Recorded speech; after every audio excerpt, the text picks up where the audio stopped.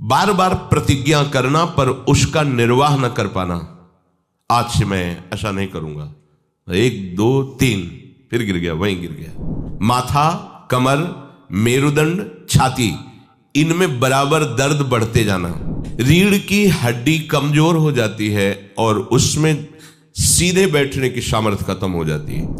नाक के साइड में यहां कालिमा आ जाना, फिर वो कालिमा धीरे धीरे कपोलों में बढ़ते जाना। वो ना तो लोक में ना परलोक में किसी भी कार्य में उत्साह करने लायक नहीं रह जाता। ज्यादा पढ़ना लिखना नहीं पड़ता। एक बार बोलिए, 100 वर्ष बाद पूछ लीजिए, 100 वर्ष बाद उसकी स्मृति वैसे ही बनी रहेगी यदि वो ब्रह्मचारी है। अध्यात्म विद्या हम क्यों नहीं धारण कर पाते? आगे भगवान वर्णन करते हैं, ब्रह्मचारी व्रते स्थितः। यदि आप ब्रह्मचारी नहीं हैं तो आप अध्यात्म विद्या को धारण नहीं कर सकते। ये वो विद्या नहीं है कि केवल बौद्धिक विद्या हो, कि बुद्धि के द्वारा आप रट लो, बुद्धि के द्वारा आप उसको समझ लो। ऐसी विद्या नहीं है। इसमें आपके एक एक आचरण, एक एक इंद्रिय जब शास्त्र सम्मत चलेगी तब आप अध्यात्म विद्या को जान पाएंगे। और अध्यात्म विद्या को जान गए तो ये स्वाभाविक सब आपके अधीन हो जाएंगे। ब्रह्मचारीवत स्थितः जो है वही निर्भय हो सकता है। ब्रह्मचारी के हृदय में एक ऐसी अध्यात्म शक्ति होती है, कहीं कोई कभी भय नहीं लगता, कहीं भी। अगर कभी भय का भी अवसर आता है तो उसकी जांच करता है, कहां भय है, कौन सा भय है, क्या है, थोड़ी ही देर में समाप्त। क्योंकि जो निर्भय चरणारविंद का आश्रय लिए हुए है, महाबलशाली प्रभु श्री हरि की भुजाओं का आश्रय लिए हुए, उसे कहां भय लगेगा। अभयद भुज दंड मूल, जिनकी भुजाएं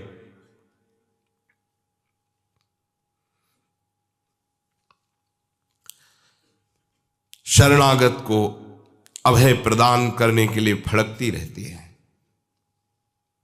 अजान बाहु अमित बलशाली प्रभु श्री कृष्ण अपने भक्तों की रक्षा के लिए हर समय उनकी भुजाएं फड़कती रहती है जो उनके चरणों का आश्रित होता है। शरणागत अभय विरद पतित पावन बाने, व्यास से अति अधम आतुर को न समाने। स्वामी के गोरे चरणारविंद का अद्भुत प्रभाव, अद्भुत शक्तियां अपने शरणागत की रक्षा करती रहती है। राधा किशोरी के ही अंश से जितनी महाशक्तियां हैं, कामाख्या, दुर्गा, अंबा, चामुंडा, ये महान महान शक्तियां सब लाडली जी के एक अंश से प्रकट हुई हैं। स्वामी जी के गोरे चरणारविंद में अनंत शक्तियां वास करती हैं, जिन चरणों को स्वयं महाबलशाली प्रभु श्री कृष्ण दैन्य होकर दुलार करते हैं। इन चरणों का जो आश्रय लिए हुए है, हाँ, शरणागत अभय विरद पतित पावन बाने। चाहे जितना कोई पतित हो, श्री राधा किशोरी के चरणों का आश्रय ले लिया तो अत्यंत दयालु, कृपालु, वात्सल्य समुद्र लाडली जो उसका कभी त्याग नहीं करती है। पतित पावन बाने, पतितों को पावन कर देना इनका स्वभाव है, इनके चरणों का प्रभाव है। भयभीत को अभय कर देना, चाहे जितना कोई अधम क्यों न हो, एक बार हमारी लाडली की शरण में आ जाए, हृदय से आ जाए, अन्य ठौर ना रखे तो बस हो गया, हो चाहे जैसा भी हो। ये भय तभी तक रहता है जब तक हम इंद्रियों का आश्रय लिए हैं, शरीर का आश्रय लिए हैं, अंतःकरण का आश्रय लिए हैं, या बाहर किसी व्यक्ति का, धन का, अपने अनुष्ठान का, अपने कर्तव्य का। अगर इनका आश्रय है तो फिर भय बना रहेगा। केवल आराध्य देव का आश्रय है तो इनके चरणारविंद से जो बल प्रकट होता है वो महाबल है, कहीं भय नहीं होता। ब्रह्मचारी व्रत स्थित है, सबको कल्याण मार्ग में चलने का उत्साह ये ब्रह्मचर्य ही प्रदान करेगा। यदि आप ब्रह्मचर्य नहीं हैं तो आप में स्वाभाविक ये कमियां जागृत होंगी जो अध्यात्म में चलने ही नहीं देंगी। ब्रह्मचर्यहीन के लक्षण, जिन्होंने ब्रह्मचर्य का नाश किया है, अपने आप जांच लेना। उसके अंदर बार बार काम पीड़ा जागृत होगी, उसका विचार कामाशक्त होगा, पहला लक्षण। बस उसकी बार बार वृत्ति काम की आएगी, बार बार पीड़ा हृदय में काम भोग की प्रेरणा देगी। वो इतना असमर्थ होने लगता है कि आंख मिला के बात करने की भी हिम्मत नहीं रह जाती उसमें। हर समय उसके अंदर एक हीनता सी छा जाती है। वो बहुत चालाकी से अपने को छुपाना चाहता है, झूठ बोलता है, थोड़ी ऐंठन भी दिखाना चाहता है कि मैं कुछ हूं, पर अंदर से खोखला हो जाता है। ये दुर्गुण उसके अंदर जागृत होते हैं जो ब्रह्मचर्य का नाश करता है। उसके चेहरे में प्रसन्नता कभी झलक ही नहीं सकती, दुखी व उदास, जो ब्रह्मचर्य का नाश करता है। देखने से इस बदसूरत नजर आने लगेगा, चाहे जितना गोरा हो, चाहे जितना ऊपर से चिकनाहट लगाए हो, लेकिन उसके कपोल और नेत्र बदसूरत होंगे। चिकनाहट से मतलब नहीं है, एक आकर्षण होता है भागवतिक, वो उसमें नहीं होगा। स्वभाव बड़ा ही रुक्ष होगा, कड़ुआ होगा, बहुत ही हल्के स्वभाव का आदमी होगा। विश्वसनीय तो हो ही नहीं सकता, कामी पुरुष विश्वसनीय नहीं होता। वो कभी भी बदल सकता है, उसमें क्षमता नहीं है एक बात पर टिके रहने की। वो कसम खाए तो भी बहुत शीघ्र अपनी कसम तोड़ देगा। स्वभाव में कभी उसकी प्रसन्नता नहीं होगी, स्वभाव उसका चिड़चिड़ा बन जाएगा। रूखा होने के कारण नाक में गुस्सा रखी रहेगी, जरा सी बात में वो बहुत क्रोधित हो जाना, अपनी खोपड़ी फोड़ने लगना, दूसरों की फोड़ने लगना, अपने थप्पड़ मारने, मतलब एक जैसे कोई विक्षिप्त आदमी, पागल आदमी, ऐसी उसकी चेष्टाओं ने चीख चीख के बोलना, माथा पटकने लगना, ये लक्षण है ब्रह्मचर्य का नाश करने वाले के। वो जीता तो है पर मुर्दे की तरह निस्तेज, उसमें उत्साह, उसमें शूरवीरता, ये सब क्षीण होने लगती है। शूरवीरता काम क्रोधादि को सहन करना है। उसके कपोल में हल्के हल्के से सांवले दाग प्रकट होने लगते हैं, एक झुर्री सी पड़ने लगती है। ये वीरनाश का लक्षण है। आंखें धस जाती हैं और उसकी हड्डियां कमजोर होने लगती हैं, बाल पकने लगते हैं, झड़ने लगते हैं। वीर भगवान के द्वारा दी हुई वो शक्ति है जिससे भगवत प्राप्ति में बहुत सहयोग होता है। ये जानबूझकर ऐसी क्रिया करते हैं जिससे वीरपात हो। रोग न रहते हुए भी इनको बहुत सी पीड़ाएं स्वाभाविक प्रारंभ हो जाती हैं। जर्जर, दुर्बल, भागवतिक कामों में निरुत्साह, भजन करना, परिक्रमा करना, समय से उठना, समय, ये सब उत्साहहीन होते हैं। थोड़ा भी परिश्रम या मेहनत करने पर हांफने लगना, थक जाना, दैनिक दिनचर्या बिल्कुल ठीक ना होना, चित्त में बहुत सी कुचिंताएं बढ़ जाना, थोड़े से डर की बात आते ही हृदय में ऐसी धड़कन होने लगना, भयभीत होने जाना, थोड़ा सा दुख एक पहाड़ जैसा लगना, थोड़ा सा भय ऐसा लगना कि अब क्या होगा, घबराहट पैदा हो जाना, बार बार भूख लगना, पर वो भूख पचाने वाली नहीं होती। वीरनाश करने वाले को बार बार खाने की इच्छा होती है क्योंकि उसका लीवर खराब हो रहा है, ये अच्छा लक्षण नहीं बार बार भूख लगना कि बहुत बढ़िया लीवर काम कर रहा है, नहीं, अंदर कब्ज बन रही है, लीवर डाउन हो रहा है और आपको बार बार भूख ले रही, ये झूठ में फंसाया जा रहा है। ये झूठी भूख है जो तुम्हारा रोगों का घर बनेगी। उसकी जठराग्नि मंद पड़ जाती है, भोजन ठीक से पचता नहीं, मलबद्धता हो जाती, कब्जियत हो जाती है, परिणाम में बवासीर आदि कई तरह के रोग प्रकट हो जाते हैं। या तो नींद नहीं आने लगेगी या फिर ऐसी आएगी कि घंटों मतलब 8-10 घंटे सोए फिर भी उठे फिर भी आलस्य प्रमाद ये बना रहेगा। आंखों में हर समय भारीपन बना रहेगा, बिना किसी चेष्टा के रात्रि में स्वप्न दोष हो जाएगा, वीरपात हो जाएगा।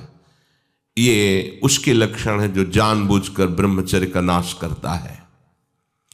वीर का इतना पतला हो जाना कि लघुशंका के लिए जोर करने पर वीर निकल जाना बहुत बड़ी हानि है। नए नए बच्चों में जब उनसे प्रश्न करते हैं कि आपके दर्शन से ऐसा महसूस होता है आप कोई गलत चेष्टा करते हैं, तो वो कहते हैं अब नहीं करता, लेकिन पहले जब आपसे मिला नहीं था तब होती थी, लेकिन लक्षण तो अब भी प्रकट हो रहे हैं। तो कहते वो स्वाभाविक वीरपात हो जाता है, स्वप्न दोष में भी और लघु शंका में भी। इसका कारण है आपने बहुत ही गलत आचरण किए हैं। ये जो हस्त मैथुन आदि क्रियाएं हैं इनके द्वारा पूरा का पूरा आपका जीवन नष्ट हो जाता है। इसे खिलवाड़ मत समझो। चाहे गृहस्थी में भी जाना हो तो खिलवाड़ मत करो। आप गृहस्थी लायक नहीं रह जाएंगे।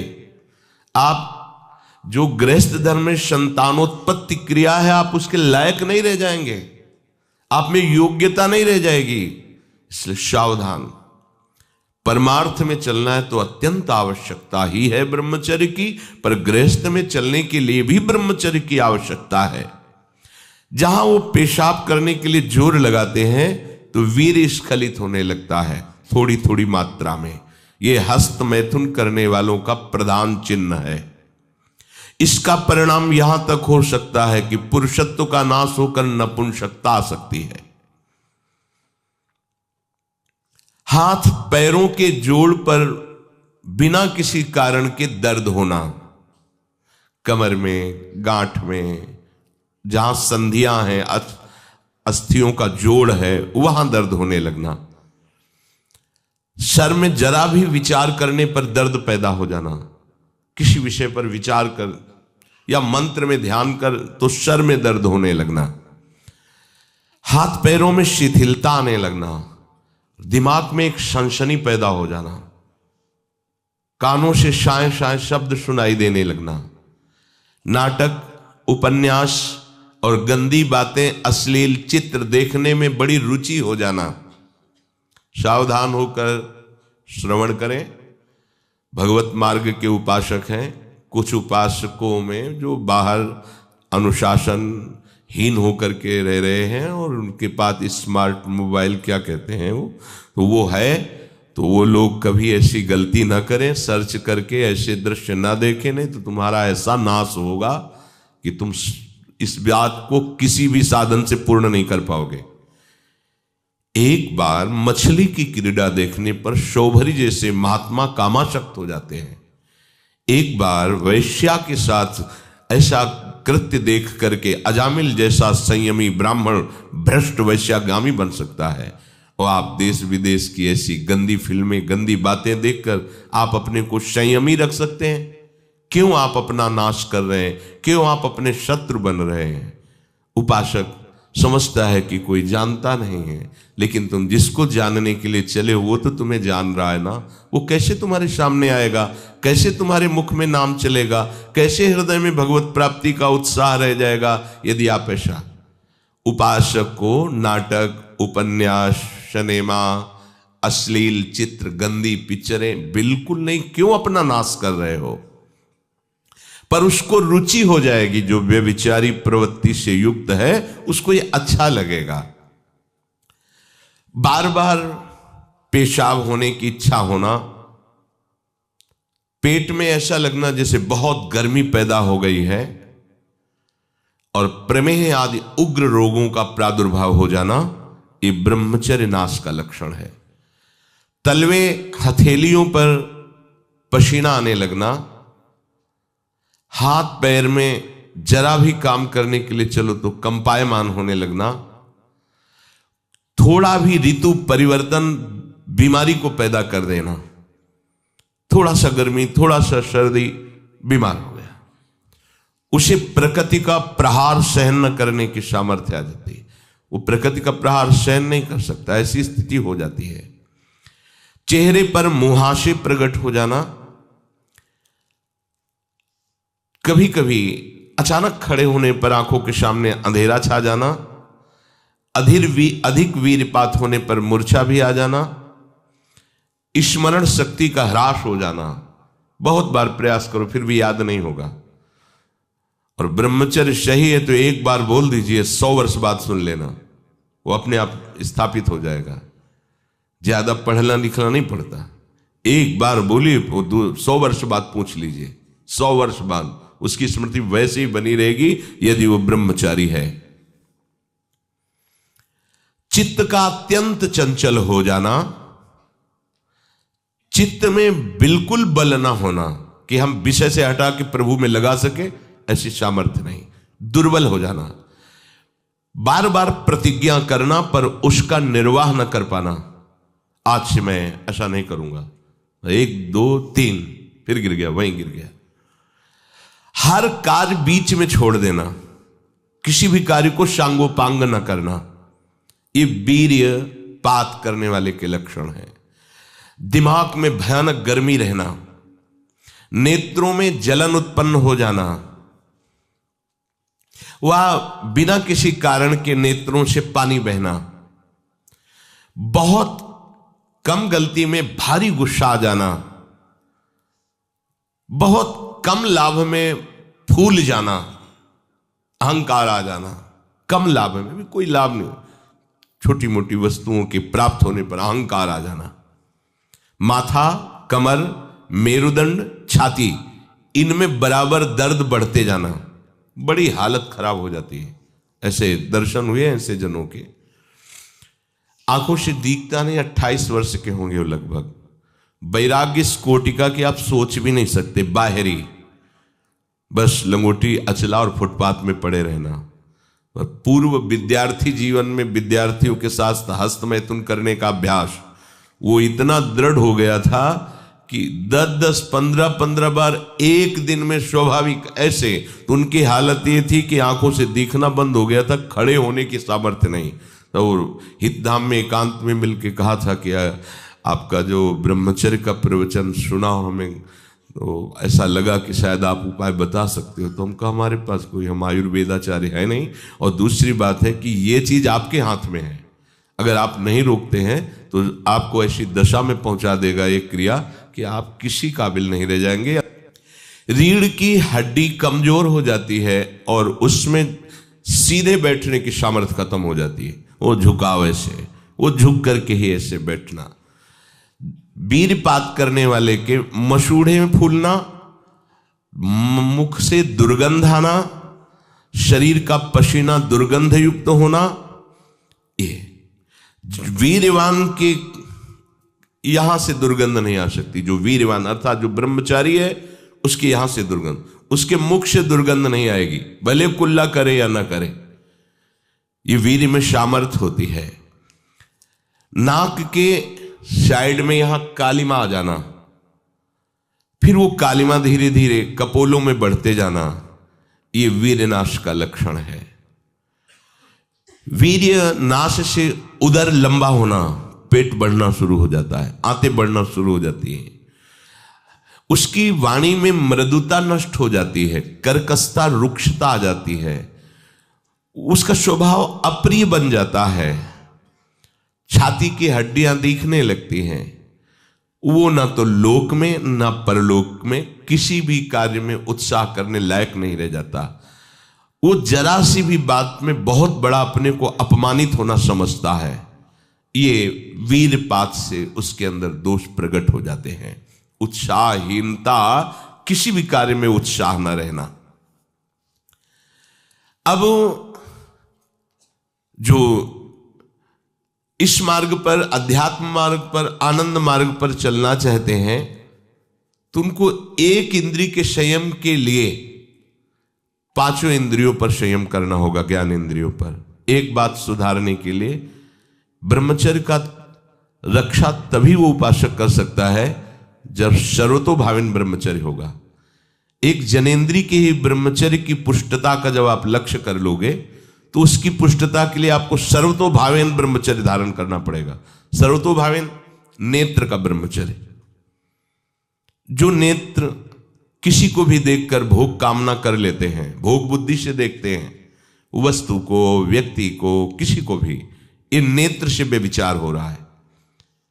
इसीलिए सावधान रहना चाहिए।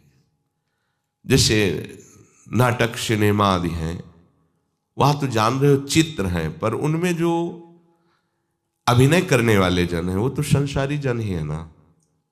उनका पहनावा, ओढ़ावा, हाव भाव, अंग प्रत्यंग, अगर आप भगवत भाव से युक्त है तो संपूर्ण सृष्टि में कहीं भी दृष्टि जाए अपने प्रभु की भावना होती, पर वहां तक पहुंचने के लिए आपको ये त्यागना होगा ना। आप किसी का अनुकरण न करें, आप अपनी स्थिति को देखें। अगर आप किसी का अनुकरण करते हैं कि हमने उनको देखा है वो टीवी देख रहे हैं, तो टीवी में क्या देख रहे हैं, कहाँ स्थिति है, हमें क्या पता। हमको जहां पहुंचना है उसके लिए हमारे लिए बाधक है, हमें नहीं देखना है।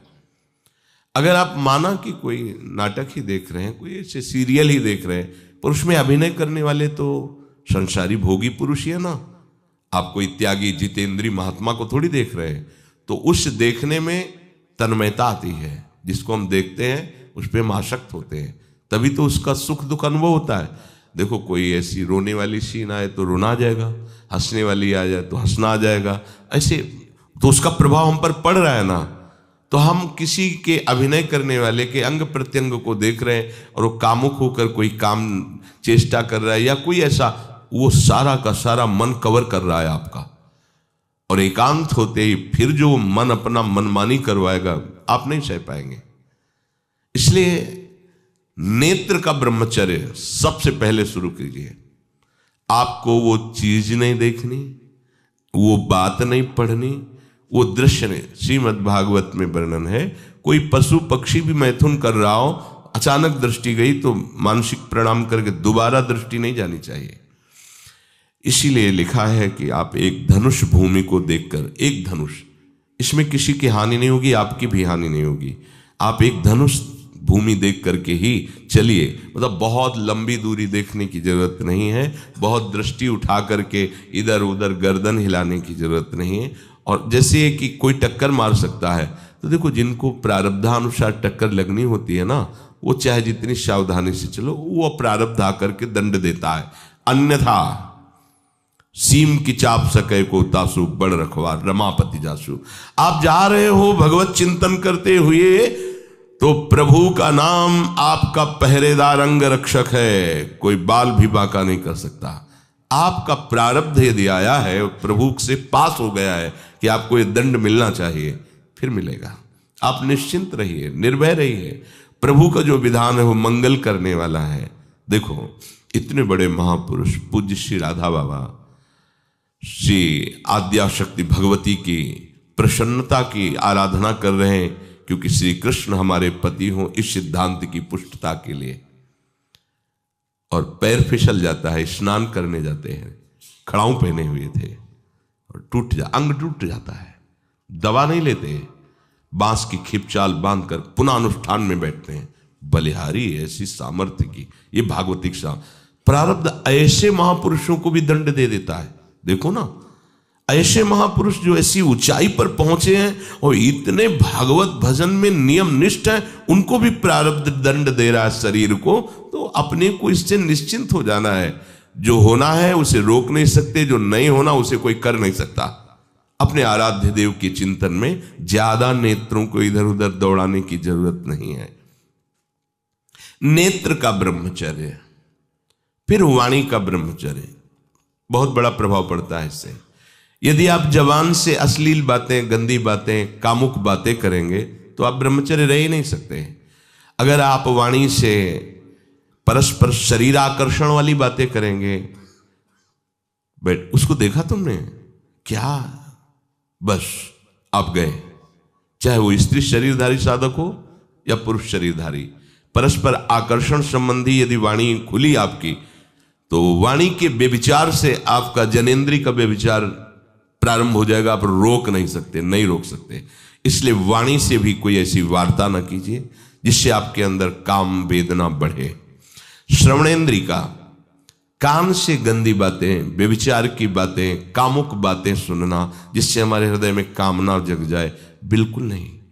भले वो किसी को लेकर टीका टिप्पणी की जा रही हो, देखो वो साधक है, उसको हमने देखा वहां ऐसे देख रहा था, वैसे कर रहा था, वो तो आपको समझ में आ रहा है कि किसी साधक की बात कर रहे हैं, वो तुम्हारे नाश के लिए उपाय कर रहे हैं जो आपको ऐसी बात बता रहे हैं। क्यों? क्योंकि आप भी तो साधक हैं। श्रवणेंद्री का व्यभिचार हो रहा है। आराध्य देव के सिवा और कोई बात कान से सुनना उसे व्यभिचार कहते हैं। इसलिए महाप्रभु कहते श्रवण फूटो जो अन सुनो। ऐसा हमारा अगर कान कुछ और सुने तो फूट जाए, नेत्र कुछ और देखें तो ये नेत्र नष्ट हो जाए, वाणी कुछ और बोले तो मुख हो जाए। हमारी श्रवणेंद्री का व्यभिचार नहीं होना चाहिए। धर्म की बात, अपने आराध्य देव की बात, शास्त्र सम्मत बात हम श्रवण करें। अन्यथा अगर कोई ऐसा मित्र है या हमारा साथ में रहने वाला है, कोई किसी भी साधक की को लेकर बात कर रहा है, तो भी हमें कान में उंगली डाले नहीं। हम कोई ईश्वर थोड़ी कि हम किसी को संभाल लेंगे, हम अपने को नहीं संभाल पा रहे। हमारे सामने किसी की बात मत करो, ऐसी करना है तो प्रभु की चर्चा करो, अन्यथा मत करो। तो अगर आप श्रवणेंद्री का ब्रह्मचर्य, वाकेंद्री का ब्रह्मचर्य, नेत्रेंद्री का ब्रह्मचर्य और त्वगेंद्री का ब्रह्मचर्य, अनावश्यक किसी को स्पर्श मत करो। परस्पर विरोधी शरीर को तो भूल कर मत करो। विरोधी शरीर जिससे हमारा पुरुष शरीर है, सामने स्त्री शरीर है, तो किसी भी तरह से सेवा के लिए संकेत करना या किसी भी सेवा के लेन देन में बचाव पक्ष में रहो। यहां रख दीजिए सामान, फिर आप उठा लीजिए। सीधे हाथ में सामान लेना नहीं, सीधे हाथ में सामान देना नहीं, जमीन में रख दीजिए। बहुत पवित्र है तो आप कुर्सी पे जो भी आसन, उसका हाथ में लेने का नहीं। परस्पर विरोधी भाव वाले शरीरों का स्पर्श बिल्कुल निषेध है, किसी भी कारण से न किया जाए। मान लीजिएगा ये बहुत मतलब आवश्यक है, यदि आप इसमें चूक कर गए तो धीरे धीरे आप फिसल के वहीं खड़े हो जाएंगे जहां से चढ़ना मुश्किल है। किसी भी साधिका को, किसी भी साधक को परस्पर लेन देन हाथ में नहीं करना चाहिए। मानो हमारी बात, आपको माला देनी, चौकी पे विराजमान करो, हम उठा लेंगे। हमें कोई सामग्री, ये सामान रखिए, आप उठा लीजिएगा। कभी भी कोई भी परस्पर मुस्कुराहट, बातचीत, ऐसे कोई इशारे यदि दिखाई दे तो आप बचो और उसको बचाओ। साधक है, साधिका है, उससे गलती हो सकती है, आपसे भी गलती हो सकती है। आप सत्संग सुनते हैं, आपको लगा कि इसकी मुस्कुराहट, इसकी कुछ चेष्टा ऐसी दिखाई दे रही है जो हमारे अंदर कामुकता पैदा कर सकती है, उसको भी बचाओ और स्वयं बचो, तो भगवान आप पर प्रसन्न हो जाएंगे। वो देख रहे हैं अंदर की बात। साधक को बहुत सावधान रहने की आवश्यकता। ये इसको खिलवाड़ मत समझो, इसीलिए कह रहे हैं ये अध्यात्म है, ये परमार्थ है। आपको लगेगा नहीं कि क्या हुआ, मैं कहां भ्रष्ट हुआ, ऐसी जगह खड़े हो जाओगे कि जान भी नहीं पाओगे कि मैं कहां चढ़ रहा था, दोबारा उत्साह भी नहीं आ पाएगा। बात अच्छे से समझ लीजिए। तो हमारी त्वगेंद्री का व्यभिचार ना होने पावे, सहसा किसी का इस पर किसी की भी अगर सेवा करने का सौभाग्य मिले, फिर उसमें ये प्रश्न नहीं उठता। अगर कोई गिरा पड़ा है, भला ऐसी स्थिति में कि मुझे अत्यंत आवश्यक है उसे उठाना, अगर नहीं उठाते तो वो कष्ट पा रहा, अचानक कोई गिर जाए, फिर हम ये नहीं देखेंगे, फिर ये हम सूत्र नहीं स्वीकार करेंगे कि अब हम तो ब्रह्मचारी हैं, अब हम खड़े खड़े देख नहीं। उसको अत्यंत आवश्यकता है हमारी। अब उस समय हम भूल गए अपने आप को और उसको उठा करके अगर हमें अस्पताल ले जाना, अस्पताल ले जाएंगे, जरूरत है हम उसकी सेवा करेंगे। सावधान। वो भगवत भाव से की हुई सेवा तुम्हारे अंदर आध्यात्मिक शक्ति पैदा करेगी, काम भावना नहीं पैदा करेगी। हमारी माँ बीमार हो और हमें उसे पता चला कि शौच कर दिया है, हमें शौचाना पड़े, हमें उसका मल धोना पड़े, तो क्या हमें काम जागृत हो जाएगा? क्या मेरी माँ है। हमारी बुद्धि कभी ऐसी नहीं होगी आपका पिता है और आप लड़की हो, कोई दूसरा रह नहीं गया और वो बीमार है, आपको ऐसी क्या काम जागृत हो जाएगा क्या? अगर ऐसी सेवा में काम जागृत होता तो कोई नर्स ही अस्पताल में नहीं होती। हर सेवा उसको करनी होती है, नर्स को, चाहे वो स्त्री शरीर हो चाहे पुरुष शरीर हो, परस्पर विरोधी शरीरों की सेवा, पर कहीं काम थोड़ी जागृत होता है, क्योंकि उसको अपने सेवा धर्म से मतलब है। तो ये सेवा के समय इस सूत्र को न देखा जाए, पर ध्यान रखें, अत्यंत आवश्यक जहां आपके सिवा नहीं हो सकता वहां अगर हमें ऐसा अवसर मिलता है कि सेवा उसे हो सकती है तो हम पहले उसे प्रेरित करेंगे। और अगर ऐसा है कि अब कोई नहीं है, फिर हमारा परम धर्म जागृत हो जाता है परहित का। अगर हमारा कोई निंदा भी करे, कोई शरीर की भी हानि हो जाए, अब हम परवाह नहीं करते। परहित सरिस धर्म नहीं भाई, इससे बड़ा कोई धर्म नहीं है। पर ध्यान रखें, भगवान को साक्षी करके ये उस समय की बात है जहां बिल्कुल कोई अब गुंजाइश नहीं रह गई है। त्वगेंद्री को ऐसे सहसा किसी आप पुरुष शरीरधारी पुरुष को भी सहसा इससे आप में शक्ति जागृत होगी। यदि आप वाणी को मौन रखते हैं और भगवान नाम जप करते हैं और सत्य बोलते हैं, तो आप जब कभी जो कुछ भी बोलेंगे वैसा ही सत्य होगा। गांधारी जी ने कोई तप नहीं किया था। जब सुना कि मेरा ब्याह धृतराष्ट्र से हो रहा है जो बाह्य नेत्र रहित हैं, उसी समय पट्टी बांध ली कि जब मेरा पति संसार को नहीं देख सकता तो मैं भी संसार को नहीं देखूं। जब मेरा पति मेरे रूप को नहीं देख सकता तो मैं भी किसी के रूप को नहीं देख, पट्टी बांध ली थी। जब महाभारत का युद्ध चल रहा था, बड़े बड़े वीरों को मार गिराया जा रहा था, गांधारी ने दुर्योधन से कहा, सुन, मुझे पता है कि भीम की गदा को तो झेल नहीं पाएगा, क्योंकि सबसे बड़ी बात भगवान का वरद हस्त उनके ऊपर है। दूसरी बात, वो पवन पुत्र है, वो जब अपने आवेश में आ जाएगा तो तेरी सामर्थ्य नहीं कि उसकी गदा के प्रहार को तू सह सके, पर मैं तुझे शक्ति प्रदान करूंगी। मैं एक पतिव्रता हूं, आज तक कभी पति का वरण करने के बाद कुछ देखा नहीं है। मैं अपने नेत्रों की पट्टी खोलूंगी, तू नग्न होकर मेरे सामने आ जाना। मेरी दृष्टि पड़ते ही वज्र का शरीर तेरा हो जाएगा, किसी के सामर्थ्य नहीं कि तेरे उस अंगों को तोड़ सके। भगवान सब कुछ जानने वाले हैं। भगवान भक्त पक्षपाती होते, भगवान का स्वभाव भक्त का पक्षपात लेना होता है।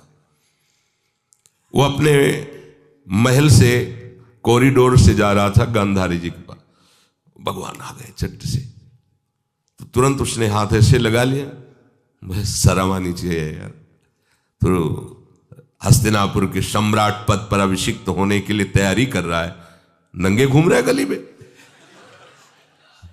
उसने कहा, गली में नहीं, मां के सामने जा रहा है। अरे कोई बच्चा है, ऐसे जाया जाता है मां के सामने? उसने कहा, मां ने कहा है कि हम पट्टी खोलकर तुम्हें देख लेंगे तो तुम्हारा शरीर वज्र का, चलो माना, मां की आज्ञा का पालन करो, थोड़ा इन अंगों को तो ढक लो, तुम तो बड़े हो, कोई बच्चे थोड़ी को मां के सामने ऐसे चले जाओगे, ढकना चाहिए तुम्हें। वापस कर दिया। वो यहां ऐसे पत्तों से ढका, वस्त्र नहीं पहना, मां की आज्ञा, ऐसे पत्ते से ऐसे कमर से ऐसे ढक लिया, पीछे आगे ऐसे। गांधारी जी ने पट्टी खोली और जे ही देखा पूरा शरीर वज्र का हो। तो ये क्या किया तूने, कमर में क्यों बांध लिया? बोले शर्म लगती थी। कैसे आपके? बोले यहीं से मारा जाएगा, भीम की गदा का प्रहार तेरी इसी जंघा और कमर को तोड़ देगा, तेरी मृत्यु। मान गई, प्रभु के विधान के आगे किसी का बल काम नहीं करता। गांधारी, ये केवल आंख में पट्टी बांधने की सामर्थ्य थी कि मेरा पति यदि अंधा है तो मैं भी किसी रूप को नहीं देखूंगी। अगर आप वाणी में संयम में रहते हैं ना, वो और भजन करते हैं और सत्य बोलते हैं, तो आप जो बोलेंगे वही होगा। पर ऐसा कुछ अनर्थ वो बोलता ही नहीं, क्योंकि ऐसा संयमी जान जाता है कि इन सब का फल भगवत प्राप्ति है, किसी को कष्ट देना नहीं है। एक एक इंद्री का जब आप ब्रह्मचर्य संयम करोगे तब आपका वीर संयम होगा। ध्यान रखना, आप नेत्रेंद्री से गंदे चित्र देखें, श्रवणेंद्री से गंदी बातें सुने, वाणी से गंदी बातें बोलें, रसेंद्री से गंदा भोजन करें और सोचे ब्रह्मचर्य रह जाएंगे, तो बिल्कुल नहीं, कदापि नहीं। ब्रह्मचर्य कोई खिलवाड़ नहीं है। जो ये तो हुआ इंद्रियों का, फिर आता है अंतःकरण का ब्रह्मचर्य। हमारा मन काम की तरफ तभी जाता है जब उसको निज सुख नहीं मिलता। ध्यान रखना, सृष्टि में जितने भी दुर्गुण दुराचार होते हैं उनमें दो प्रधान होते हैं, एक काम भोग और एक धन, और सब छोटी मोटी बातें हैं। प्रायः जितने भी हिंसा होगी, जितनी भी भयानक घटनाएं होंगी, भयानक युद्ध होगा, उन दो में अंतर्गत ही होगा, दो के अंतर्गत ही होगा। या उसका कहीं ना कहीं काम से संबंध, स्त्री संबंध से या धन संबंध से है। चाहे जो भी घटना हो उसको देख लेना, प्रधानता दो में ही होगा, कंचन और कामिनी। कीर्ति में कीर्तिवान तो कोई कोई बिरले ही होते हैं, तो वो तो बहुत आगे की बातें हैं। पर प्रायः जितने भी युद्ध हैं, जितनी भी हिंसा है, जितना भी भयानक कुकृत्य है, इन दो में ही होता है। उपासक को ये बात समझनी चाहिए, मन को समझाना चाहिए, सच्ची मानी। मतलब वाणी में शब्द नहीं होता इन बातों को बताने का, यदि कहीं मन को समझाना चाहिए। देखो, अपने लोग उपासक हैं, हम जहां जहां आसक्त हो रहे हैं उसमें हमारे मन का केवल भ्रम है। शरीर के द्वारों में कहीं सुख है, घृणित द्वारों में कहीं सुख है।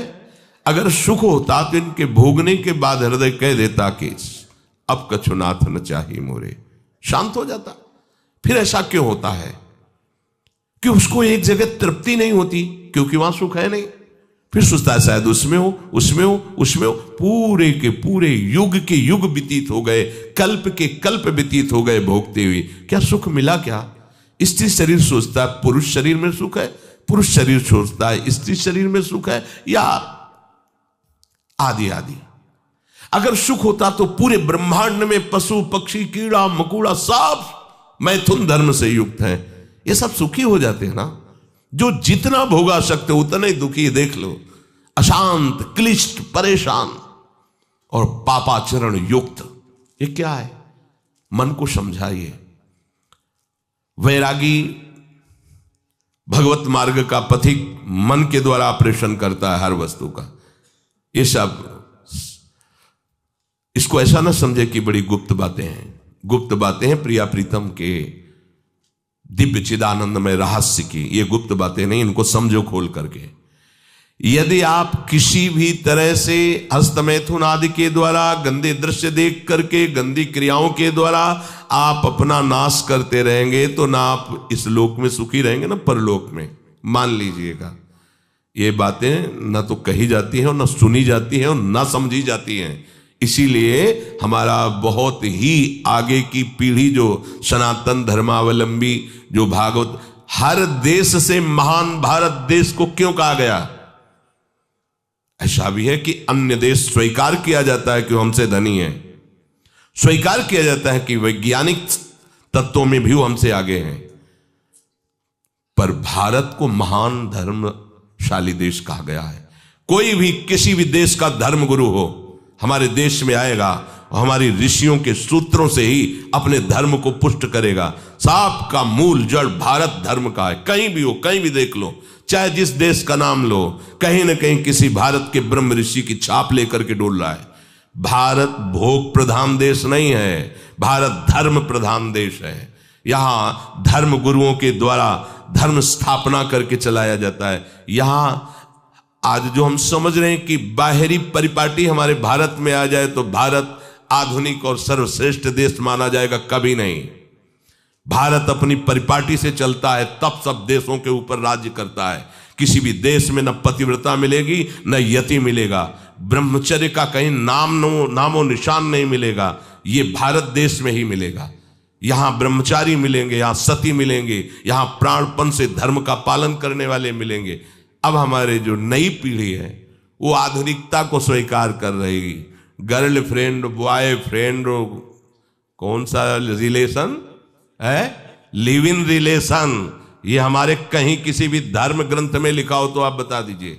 बाल्यावस्था से आज तक जितने भी धर्म ग्रंथों का स्वाध्याय हुआ, कहीं भी लिखा हो तो ये बोलो सर्वनाश का स्वरूप है कि नहीं है।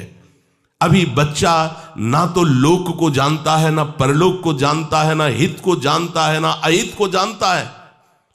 अभी उसका ब्रह्मचर्य किसी काम लायक नहीं हुआ और वो उतर गया व्यभिचार में। क्या होगा उसका जीवन, क्या होगा जीवन, चाहे वो स्त्री स्वरूप में चाहे पुरुष स्वरूप में हो। क्या बिना संयम के ये पशुता के व्यवहार से किसी की ना लौकिक उन्नति होती है ना परमार्थिक उन्नति होती है। पर कौन सुनेगा। यही कहा जाएगा पुराने जमाने के शास्त्रों को केवल वर्णन कर रहे हैं, ये क्या जाने आधुनिक जमाने को। तो आधुनिक जमाने की दशा क्या, और यहां खोल करके देखो। कोई बात नहीं, दोस्त बनाना कोई बुरी बात नहीं, इस बात को हम मानते हैं। स्त्री शरीरधारी पुरुष शरीर को मित्र बना सकता है, कोई दोष नहीं। पुरुष शरीरधारी स्त्री को मित्र बना सकता है, कोई दोष नहीं। लेकिन मित्र का क्या कर्तव्य होता है। कुपंथ निवार सुपंथ चलावा, कुमार्ग से हटा करके सुपंथ में चलाना, उसकी समस्याओं को दूर करके उसको आनंद में से युक्त करना, उसको सहयोग करना, ना कि शोषण करना। दोस्ती कहते हैं उसके दुखों को मिटा करके उसको शांति और सुख के मार्ग में ले जाना। इसीलिए ये जो आधुनिकता बढ़ रही है, ये जो खान पान गलत हो रहा है, ये जो दर्शन गलत हो रहा है, तो इस जमाने में ब्रह्मचर्य ये केवल शब्द ही लिखा मिलेगा, जीवन में नहीं मिलेगा। नए नए बच्चे व्यसन कर रहे हैं, नशा कर रहे हैं, गंदे आचरण कर रहे हैं। क्या होगा, कैसे आगे कोई समझेगा शास्त्र क्या है, धर्म क्या है, बल क्या है। आज नवयुवक 16 से 28 के बीच में कोई ऐसा नहीं दिखाई देता है जिसमें आध्यात्मिक थोड़ा भी बल हो, काम क्रोध आदि सहने की सामर्थ्य हो। अपने बूढ़े माता पिता को थप्पड़ मार रहे हैं, बूढ़े माता पिता को गाली दे रहे हैं, बूढ़े माता पिता जिन्होंने खवा पिला के इतना बड़ा, उन्हें अनाथालय भिजवाया जा रहा है, उनको छोड़ दिया जा रहा है। आप विदेश घूम रहे हैं, उनके खाने की व्यवस्था घर में नहीं। क्या है ये, आज आधुनिक विद्या का ये प्रभाव है। विद्या विनयम ददाती, जो अपने वयोवृद्धों की सेवा नहीं कर सकता वो क्या विद्या पढ़ा। जो दूसरों की रक्षा नहीं कर सकता क्या विद्या पढ़ा। क्या विद्या का यही स्वरूप है दूसरे का शोषण करना। क्या विद्या का यही स्वरूप है कि शराब पीना, ड्रग्स का ये नशा करना, ये क्या विद्या सिखाती है। वो कहा जाता है आज तो आधुनिक विद्या बढ़ रही। मुझे लगता है संयम में रहना ही विद्या का वास्तविक स्वरूप है। अपने इंद्रियों को संयम में रखना, अपने को संयम में रखना, बुजुर्गों का, गुरुजनों का, शास्त्र का, भगवान का भय रखना हृदय में। ऐसा नहीं, आप तभी निर्भय हो पाओगे यदि शास्त्र का भय नहीं, भगवान का भय नहीं, धर्म का भय नहीं, तो फिर आप वहां पहुंच जाओगे जहां भय ही भय है। ये जो जितने भी दंड विधान हैं सब उसके ऊपर लागू हो जाएंगे। ऐसा नहीं कि कलयुग है तो आप किसी को छेड़ोगे तो पुलिस आपको छोड़ेगी क्या, यही देख लो। तो ये तो यहां का राजकीय विधान जो अनंत ब्रह्मांडों का शासन करता विधान है, वो तो किसी की गवाही की जरूरत नहीं, वो तो तुम्हारे मन में ही बैठा देख रहा है। सावधान। संयम एक बहुत बड़ी सामर्थ्य है। जो बच्चे इस सत्संग को सुने वो खुद अपने हृदय में देख ले कि हमारा जो उनसे प्रार्थना करना है कि दोस्त बनाओ। हम निषेध नहीं करते, हम भी पढ़े, स्कूलों में पढ़े, बच्चे बच्चियां सब एक साथ स्कूल में बैठते हैं। क्या हमारे 4 बहनें हों और हम उनके बीच में रहते हो तो हमें काम सताएगा क्या। क्या तुम ऐसे दोस्त नहीं बन सकते क्या जरूरी है कि काम की भावना से ही किसी से दोस्ती करना। जब ब्याह हो जाए, सदगृहस्थ बन जाओ, तब भगवान को प्रणाम करके गृहस्थ धर्म रूपी पूजा करो, कोई परेशानी नहीं। पर जब तक आपका ब्याह नहीं होता है तब तक आप संयम से रहो। जो तुम्हें संयम भ्रष्ट करे वो तुम्हारा दोस्त नहीं दुश्मन है। इस बात का परिणाम खुद आप आगे देख लेंगे, चाहे वो बच्चा हो, चाहे बच्ची हो, चाहे स्त्री हो, चाहे पुरुष हो। दोस्त वही है जो हमारे संयम को पुष्ट करे। संयम भ्रष्ट कर दे उसे दुश्मन कहते हैं। जो हमारे भागवतिक मार्ग को नष्ट कर दे, जो हमारी पवित्रता को नष्ट कर दे, जो हमारे संयम को नष्ट कर दे, वो दोस्त कैसे हो सकता है, वो हमारा फ्रेंड कैसे हो सकता है। बहुत सावधानी की जरूरत है। ये बाहरी देशों की बातें हमारे देश में नहीं चल पाएंगी। आज हमारा मन इससे, कल हमारा उससे मन। हमारे देश में इसका निषेध किया जाता है, हमारे धर्म ग्रंथ, हमारे धर्म गुरुओं ने इसका निषेध किया है। ये भारत है, भारत वो धर्म भूमि जिसे हर विश्व का एक एक देश प्रणाम करता है। इस देश की एक महात्मा गया तो आश्चर्यचकित उपदेश सबको आसक्त कर लिया, श्री स्वामी विवेकानंद जी। एक महात्मा गया तो विषयी पुरुषों के हाथ में भी माला पहला दिया और कृष्ण कृष्ण पुकारने के लिए विवश कर दिया उसे। ये भारत है, जिधर भी गए तो जयकारा लगवा दिया अपने धर्म का। यहां के ग्रंथों में यहां के गृहस्थों की जय जयकार लिखी हुई है। आप भक्तमाल उठाकर देखिए कि 100 में 10 विरक्त होंगे, 90 गृहस्थ होंगे, और वो सब ऐसे महापुरुष जो विरक्तों से भी बढ़ करके हैं। तो ऐसा नहीं कहा जा सकता कि गृहस्थ में धर्माचरण नहीं होता, गृहस्थ में भगवत प्राप्ति नहीं हो सकती, गृहस्थ में संयम नहीं हो सकता। बिल्कुल गलत बात। सावधानी से चलो। यह आज प्रसंग है इस विषय का, इसलिए सबसे विनय करता हूं कि यदि आप संयम से चलोगे तो इस जन्म में भी सुखी, शांत और बलवान रहोगे, और आखिरी में तुम्हें महाआनंद सिंधु प्रभु स्वीकार कर लेंगे। अगर अधर्माचरण करोगे तो ये अधर्म ही तुम्हें नष्ट कर देगा। धर्माचरण करोगे तो धर्मो रक्षति रक्षिता, ये धर्म स्वयं तुम्हारी रक्षा कर लेगा। हमारे हृदय में जो अंतःकरण में मन है, इसको समझाना चाहिए। अगर विषय भोग में सुख होता तो सब सुखी हो गए होते। उर्वशी जो भगवान नारायण की जंघा से प्रकट हुई और काम को भी मोहित करने की सामर्थ्य रखती है, महाराज पुररवा ने पत्नी रूप से उसे स्वीकार किया। इतने प्रतापी और पुण्यवान थे। परिणाम क्या हुआ? पागल बने घूम रहे थे। भगवत कृपा से जब ज्ञान हुआ तो उनका आज तक मुझे तृप्ति नहीं हुई, मैं पुरुष सिंह और राजर्षि कहलाया, मेरी क्या दुर्दशा हो गई। वर्णन एकादश स्कंद में आप पढ़ के देख लीजिए। महाराज ययाति भगवान शुक्राचार्य की पुत्री देवयानी से ब्याह हुआ, पर शर्मिष्ठा में भी आसक्त हुए और अपने पुत्र की 1000 वर्ष जवानी का भोग किया। फिर घृणित भाव से विषयों का त्याग किया कि क्या अपने पुत्र की आयु तक का भोग कर डाला, मिला कुछ नहीं। किसको मिल सकता है ही नहीं, केवल भ्रम। चलो, जो भ्रम में फंसे हैं भगवान उनकी रक्षा करें, पर आप लोग तो भगवत कृपा पात्र और भगवत मार्ग के पथिक हैं, तो संयम पर आप आइए। आप अपने मन को ब्रह्मचारी बनाइए। प्रियालाल के सिवा मन का और विषयों में जाना, ये मन का व्यभिचार है। प्रियालाल सुख समुद्र है, इसके सिवा और कुछ सोचना कि इसमें सुख है, बुद्धि का व्यभिचार है। अगर बुद्धि ये निश्चय की हुई कि श्यामा श्याम के नाम रूप लीला धाम के सिवा कहीं सुख नहीं, ये बुद्धि का ब्रह्मचर्य है। निरंतर अपने आराध्य देव के चिंतन में डूबा, ये चित्त का ब्रह्मचर्य है। और चित्त विषयों का चिंतन कर रहा है, शब्द स्पर्श रूप रस गंध का, ये चित्त का व्यभिचार है। और मैं पुरुष हूं, मैं भोगता हूं, ये अहंकार का व्यभिचार है। और मैं प्रियालाल का दास हूं, ये अहंकार का ब्रह्मचर्य है। अंताकरण ब्रह्मचारी, इंद्रिय ब्रह्मचारी, फिर आपको कोई परास्त ही नहीं कर सकता। आपका स्वभाव हो जाएगा ब्रह्मचारी व्रत स्थिता। ब्रह्मचर्य रक्षा के लिए पहला तो ये निश्चय करना होगा कि आपकी वीर में महत्व बुद्धि हो जाए। जिसे आप व्यर्थ समझ रहे हैं वो बहुत बड़ी जीवनी शक्ति है। चाहे जितना आप उसको निकालते रहिए, आपको सुख कभी नहीं मिलेगा, दुख बढ़ता चला जाएगा। और आप थोड़े दिन ब्रह्मचर्य रह के देखिए, जब आप ऐसी क्रियाओं से युक्त होने के बाद ब्रह्मचर्य रहेंगे तो कुछ समय तक आप बिल्कुल ब्रह्मचर्य नहीं रह पाएंगे। पहले समझ लीजिए, स्वाभाविक आपका वीर स्खलित होता रहेगा बिना किसी चेष्टा के, कई तरह से। अब आपको घबराना नहीं, पर कोई क्रिया नहीं करनी है और संयम से रहना है।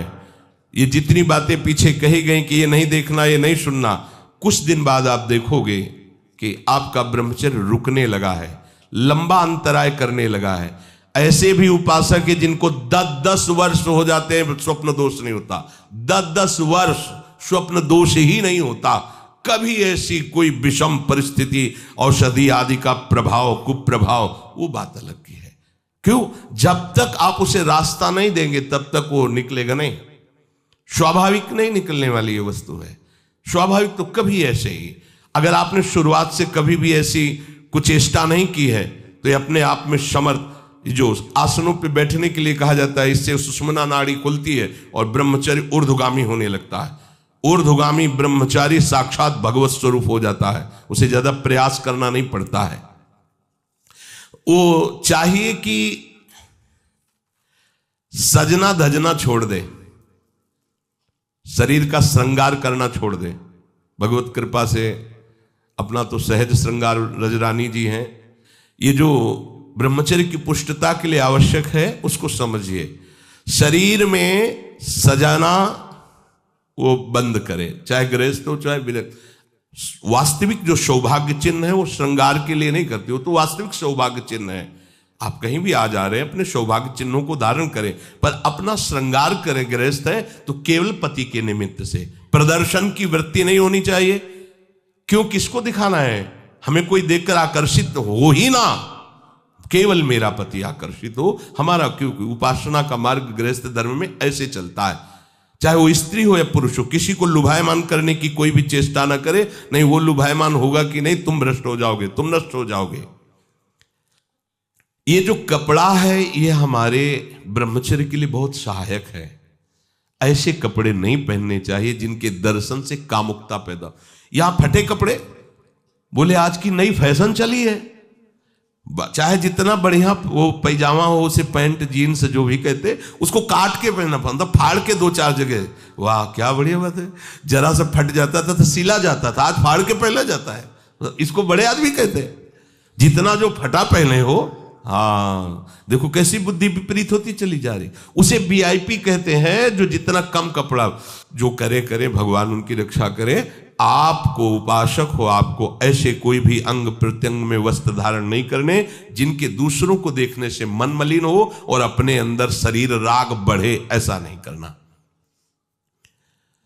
ब्रह्मचर्य रक्षा के लिए सरल जीवन होना अत्यंत आवश्यक है। विलासिता से बचा जाए। ऐसे सुगंधित तेल लगाना, फुसफुस डाल के चलना, श्री जी का प्रसादी इत्र मिले तो ठीक है, नहीं होता नहीं खुशबू है। अरे दुर्गंध इससे नहीं ढकेगी, तुम्हारी फुसफुस से। तुम्हारी वासना ही दुर्गंध है। वासना को हटाओ और उपासना को बैठा लो, तुम्हारी सुगंध से संपूर्ण देश पवित्र हो जाए। सतरति सतरति सा लोकांतर। तुम स्त्री पुरुष नहीं हो, भगवान के निज अंश हो, समझो। सच्चिदानंद प्रभु के अंश होकर देह राग में कैसे तुम भ्रष्ट होते जा रहे हो। जिसे ब्रह्मचर्य रहना, उसे नित्य सत्संग सुनना चाहिए।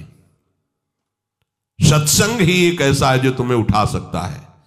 संसार में आज तक किसी की भी उन्नति हुई है तो उसे सत्संगी कहते हैं। कहीं भी देख लो, गोस्वामी जी ने इसीलिए लिख दिया है, मत कीरति गति भूति भलाई, जब जे जतन जहां जे पाई, सो जानो सत्संग प्रभाव, लोकहु वेद न आनो पाओ। और ब्रह्मचर्य रहने के लिए कम से कम 2 बार सर्वांग स्नान अत्यंत आवश्यक है। अगर आप शौच कई बार जाते हैं, कोई ऐसी परिस्थिति आ जाती है तो कमर से स्नान कीजिए, पर 2 बार तो स्नान होना ही चाहिए आपके शरीर का। उससे ब्रह्मचर्य को सहायता मिलती है, शरीर की गर्मी नष्ट होती है और हमारे भाव में भी पवित्रता आती है। 2 बार स्नान करने से शरीर की गर्मी नष्ट होती है। ये महकुआ साबुन और वो जो लगा के जरूरत नहीं है। अगर आपको शरीर को स्वस्थ रखना है तो आप रगड़ करके ऐसे ही नहाइए। ये जो रज हम लगाते हैं ना, ये अपने आप में बहुत सामर्थ्यशाली है। जब आप नहाओगे तो जो रज लगी ना, वो और छिद्रों को साफ कर देगी। स्नान कर फिर आपको साबुन लगाने की जरूरत। यदि आप त्वगेंद्री को कोमल सुगंधित साबुनों से तो आपके अंदर कामुकता बढ़ेगी। ध्यान रखना, आपकी त्वगेंद्री जितनी कोमल होगी उतने में विकार बढ़ेंगे, और आपकी त्वगेंद्री जितनी ऐसे रुक्ष होती जाएगी उतने ही आप निर्विकार होते चले जाएंगे। इसका बहुत बड़ा असर होता है। कोमल कोमल वस्त्र, कोमल ऐसे त्वगेंद्री बना लेना, ये परमार्थ के लिए ठीक बात नहीं है। इसीलिए सीधे रज लगाओ, सीधे मोटे जो भी कपड़े जैसे मिले उनसे शरीर को ढको। और भगवत मार्ग में चलना है, ये उद्देश्य नहीं होगा तो ब्रह्मचर्य रह ही नहीं सकते हैं। अगर कहीं ऐसा सौभाग्य मिले कि किसी नदी या तालाब में कमर तक खड़े होकर के थोड़ी देर जप करने का, तो उससे ब्रह्मचर्य और पुष्ट होता है, नाभि तक कम से कम। लेकिन अगर ऐसा ना हो तो आप स्नान में सबसे पहले नाभि में ही जल डाला जाता है ब्रह्मचारी के लिए, यह विधान कि ठंडा जल से नाभि आदि से डाल करके। आपके कपड़े भले महंगे ना हो पर स्वच्छ होने चाहिए, पवित्र होने चाहिए। ध्यान रखिए, कपड़े आपके साफ होने चाहिए, पवित्र होने, भले फटे हो, भले वो कम पैसे वाले हो, लेकिन पवित्र होने चाहिए, स्वच्छ होने चाहिए। उससे आपके ब्रह्मचर्य में सहायता मिलेगी। भोजन के तुरंत बाद कभी स्नान न करें। जैसे भोजन किया, शौच लग गई, तो बस पेट में पानी नहीं, कमर के नीचे से, कमर से पवित्र। लेकिन भोजन, अगर भोजन पाया और तुरंत पानी डालोगे तो गर्मी सर्दी से आपके ब्रह्मचर्य पर हानि पहुंचा सकता है। यदि आपका पित्त बढ़ रहा है और शाम के भोजन की इच्छा नहीं, थोड़ी थोड़ी तो है, थोड़ी थोड़ी नहीं है, नहीं पाना चाहिए। अगर आप पाओगे तो पित्तवर्धन अधिक होगा, हीट अंदर बढ़ेगी और वो आपको ब्रह्मचर्य में हानि पहुंचा देगी। अधिक गर्म जल से स्नान करना ब्रह्मचारी के लिए हानिकारक है। गीजर का बहुत ठंडी है, आपको ऐसा लगता है तो एक नॉर्मल जल कर लीजिए कि ठंडा भी है और ठंडा नहीं भी है। धुआं उठ रहा है गर्मा गर्म, ये नहीं, ना गर्मा गर्म भोजन ना गर्मा गर्म जल से स्नान। अगर आप ऐसा गर्म जल से ही स्नान करेंगे तो आप बहुत कमजोर हो जाएंगे। ये बात समझिए, ये सब सुखद सामग्री नहीं है जो आप समझ रहे हो। प्रकृति का सीधे वार सहने की सामर्थ्य जब शरीर में तुम्हारे आएगी तो स्वाभाविक ब्रह्मचर्य पुष्ट होने लगेगा और उत्साह बढ़ने लगेगा ब्रह्मचर्य का। हम ये नहीं कहते कि आज से गीजर बंद, कल से नाक बहाओ, ऐसा नहीं कहते। उचित कर लो, इतना नहीं कि गरम गरम, ऐसा नहीं, उचित। स्नान के बाद शरीर को किसी वस्त्र से सर्वांग रगड़ करके पोछिए, साबुन लगाने की जरूरत नहीं, आपका शरीर साफ रहेगा। ब्रह्मचर्य के लिए भोजन में सुधार होना अत्यंत आवश्यक है। एक बार एक बादशाह ने भागवतिक श्रेष्ठ वैद्य को बुलाया और पूछा 24 घंटे में स्वस्थ शरीर के लिए कितना भोजन अनिवार्य है। तो उसने कहा 24 घंटे के लिए 39 तोला अन्न अत्यंत अनिवार्य है। 1 तोला 10 ग्राम, 39 तोला 390 ग्राम।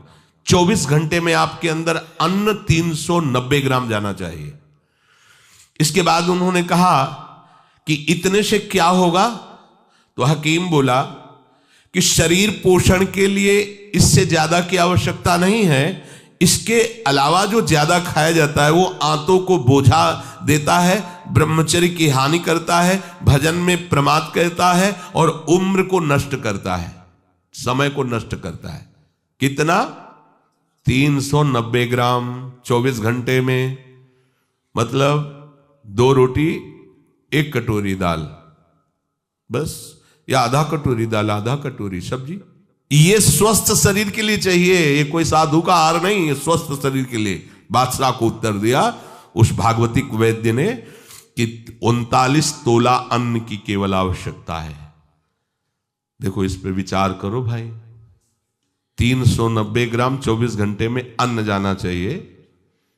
इसके बाद थोड़ा दूध हो गया, थोड़ा पानी हो गया। 390 ग्राम मतलब 400 ग्राम भी पूरा नहीं, 24 घंटे में, दिन रात में। और इससे शरीर स्वस्थ रहेगा और आपकी आध्यात्मिक शक्ति बढ़ेगी। वो तो हम बार बार सत्संग में कहते हैं ज्यादा भोजन जो है ये ठीक नहीं है और उचित भोजन लीजिए। तो आज ये उचित भोजन का भी प्रमाण मिल गया कि 39 तोला भोजन करना है।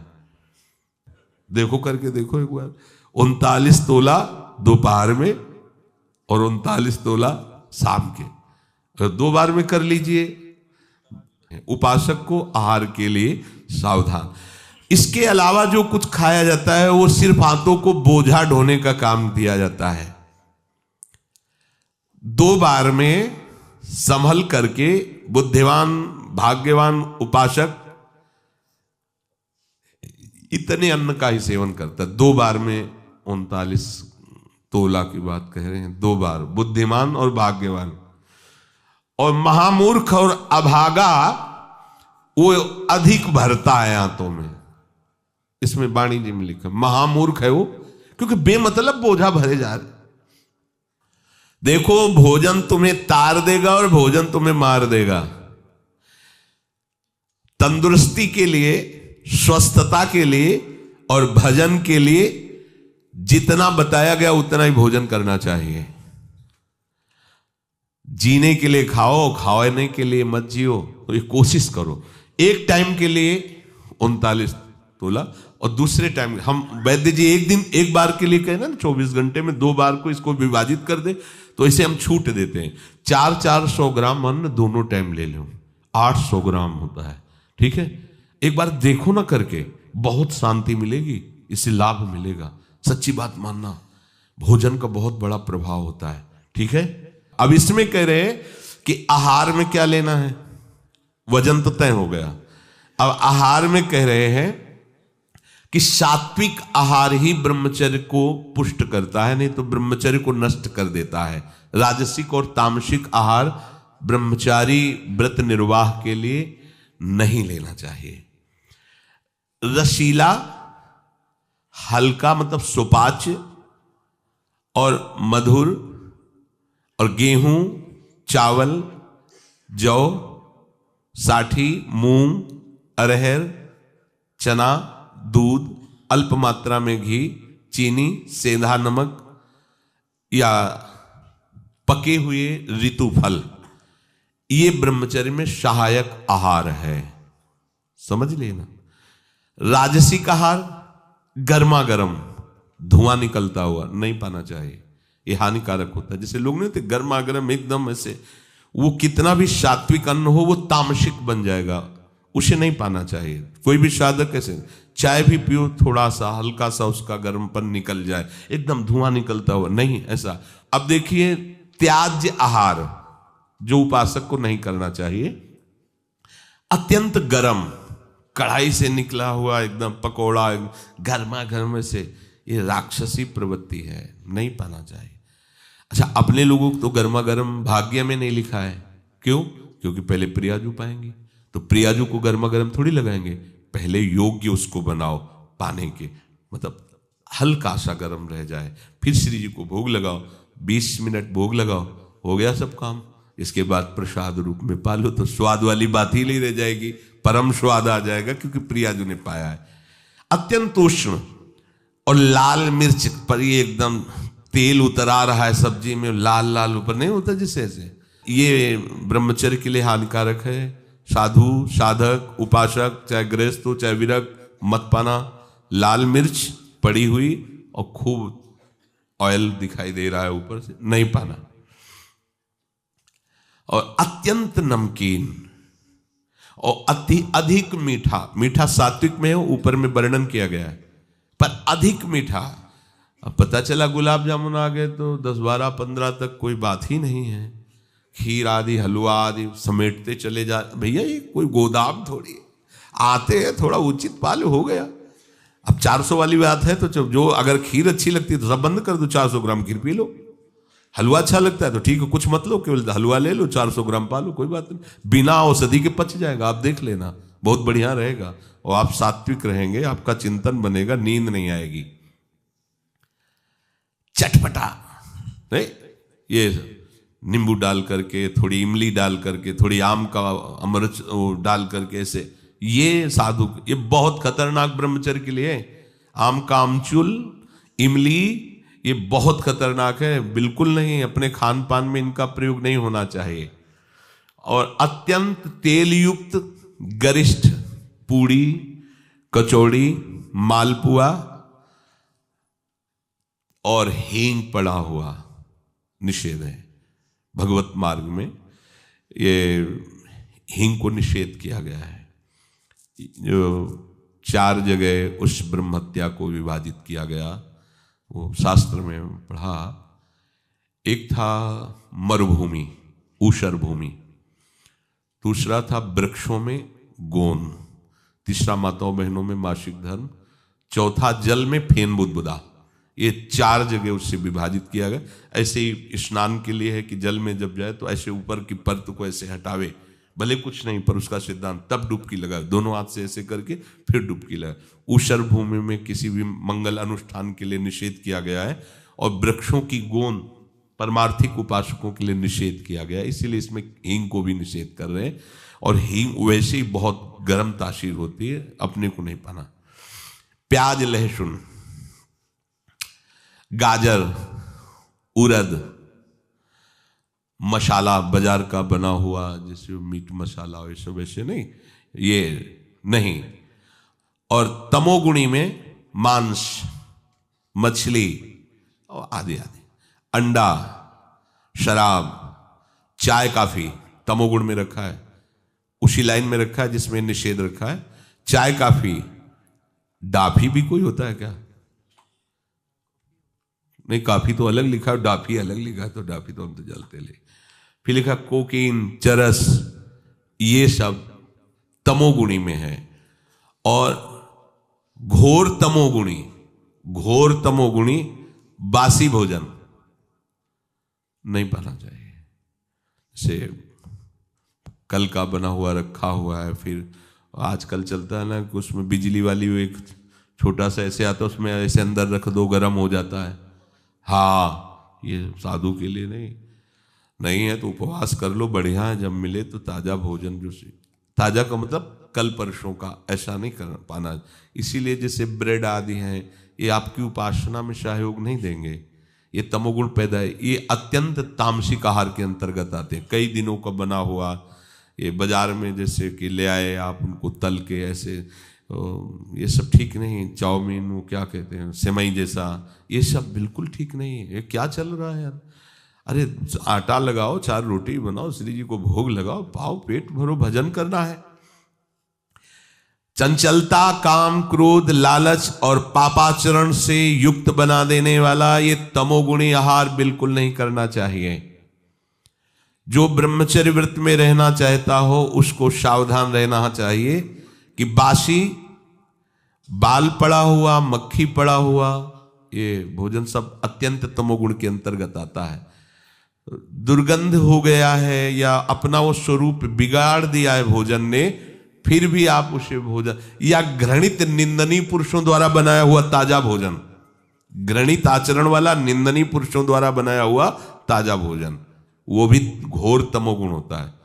अब पीछे शीशा में जो सामान है वो तो बढ़िया चमकती हुई, लेकिन पीछे कैसे बन रही है, कैसे तुम्हें पता चलेगा कि बनाने वाला कौन? बेचने वाला तो चंदन तिलक लगा के बैठ गया, सामने बॉक्स में बहुत अच्छी अच्छी उसकी पोजीशन दिखाई दे रही भोजन की, लेकिन पीछे जो बन रहा है वो कैसा पुरुष बनाने वाला है।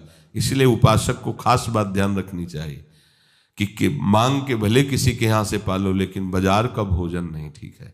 आप समझो इस बात को, एक दिन पाओगे, 10 दिन के लिए तुम्हारी बुद्धि बिगड़ जाएगी। तामसिक आहार राक्षसी बुद्धि पैदा करता है, राक्षसी बुद्धि। ऐसा रोगी, दुखी, बुद्धिहीन, क्रोधी, लालची, आलसी, दरिद्र स्वभाव, अधर्मी, पापाचरण, अल्पायु हो जाता है जो ये तामसिक भोजन करता है। तामसिक भोजन में एक बात फिर सुन लीजिए, बोले हींग, प्याज, लहसुन और मीट मसाला, मांस, मछली, अंडा, शराब, चाय, काफी, कोकीन, चरस, बासी आहार, रसहीन, गला हुआ, दुर्गंधित और घृणित निंदनीय पुरुषों द्वारा बनाया हुआ ऐसा भोजन तामसिक है। ये आपको ब्रह्मचर्य नहीं रहने देगा। दुखी, बुद्धिहीन, क्रोधी, लालची, आलसी, दरिद्र, अधर्मी, पापी और अल्पायु बना करके नरकगामी करेगा। ऐसे भोजन से बचा जाए। तो यदि हम ऐसे सावधानी से रहें तो भगवान कह रहे हैं प्रशांतात्मा विगतभिर ब्रह्मचारी व्रते स्थितः, वो भय रहित हो जाएगा, उसका हृदय परम शांत हो जाएगा और ब्रह्मचारी व्रत में स्थित हो जाएगा। शेष चर्चा के श्री राधा वल्लभ।